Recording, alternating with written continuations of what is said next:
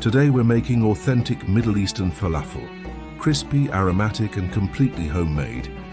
Let's go step by step. Here are our fresh ingredients, simple, affordable and full of flavor.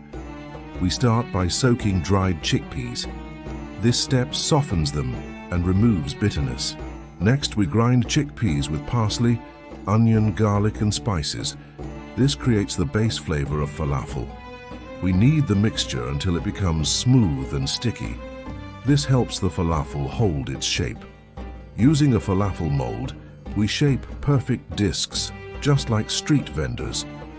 We fry the falafel slowly so they become crispy outside and soft inside.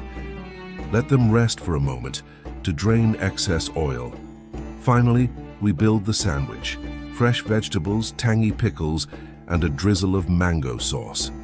That's our homemade falafel.